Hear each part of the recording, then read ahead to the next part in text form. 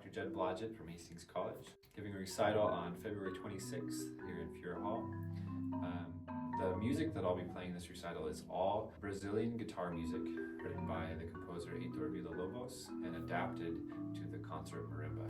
And this was a topic that I started working on in my doctoral degree and found that the guitar and the marimba were surprisingly similar. The two instruments have a similar range.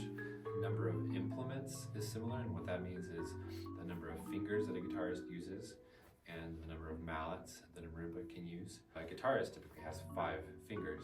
In many styles and traditions, they do not use their pinky, and so they end up playing most of their notes with only 4 fingers. And so it makes their music very adaptable to the marimba. The thing that is most interesting to me about the guitar and the marimba is their shared history. Both instruments at one point were considered novelty instruments and were not taken seriously on the concert stage. And so performers would borrow literature from more accepted instruments like the violin or the cello or the piano, and they would adapt them and perform them in concert in hopes that people would see that these instruments were capable of high-level musicianship and of sophisticated nuance. One of the composers who helped bring the guitar out of that novelty mindset and into the concert stage was Villa-Lobos, a Brazilian composer.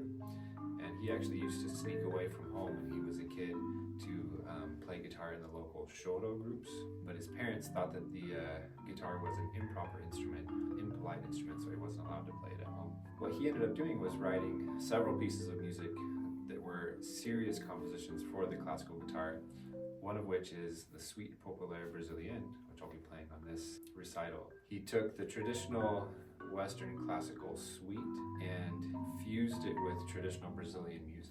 So while he used genres such as the waltz, the mazurka, the gavotte, and combined it with the Brazilian choro, I've adapted the entire Suite Populaire Brésilienne to the marimba, as well as one of his first guitar works, the Choro No. 1. There are some interesting challenges that come with adapting guitar music to the marimba, such as playing harmonics, really large intervals in certain places, glissando, and things that aren't as idiomatic with the marimba. And so solving those challenges is one of the things that I've wrestled with over the last few years, and I'm excited to be able to share it with the public for the first time. I guess 2 reasons that I decided to give this recital are that, number one, to challenge myself, to give myself the opportunity to grow as a musician, to get used to the nerves and the difficulty of playing exactly the right note in exactly the right way at exactly the right time 2,000 times, within an hour. But also to share something that is hopefully new to the music community, something interesting, something somewhat entertaining, and also something that's hopefully beautiful to an audience.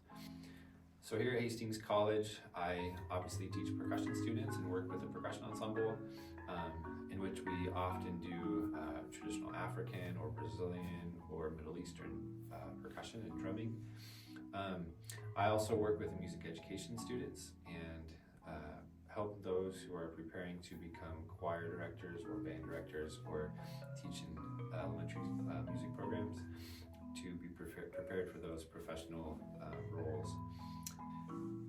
So recitals and performances are a great way to stretch ourselves as musicians and also to share with an audience. Even as a professional, we get nervous playing for other people. Even some of the best performers that I know still deal with nerves, and learning how to manage those nerves and still be prepared in a way that you can perform what you want, even if there was a stadium full of people watching, is really challenging and a fun challenge for us. And that's one of the things that I think makes music and music performance unique. I found myself doing a lot of work, both performance work and research in world music or non-traditional, non-Western music, primarily because as a percussionist, our instruments are almost entirely derived from other cultures. So you find yourself not only performing these instruments that have that history, but also performing music from those parts of the world. I also lived for a couple of years in Brazil as a church missionary and was able to interact with the music there and fall in love with that tradition, that culture, and those types of music. I spent a lot of time studying that music and how it can be incorporated in an authentic and respectful way into our music tradition. Thank you very much. I hope we get to see you on the 26th for this recital, and if not that, other performances here at Hastings College that we have many of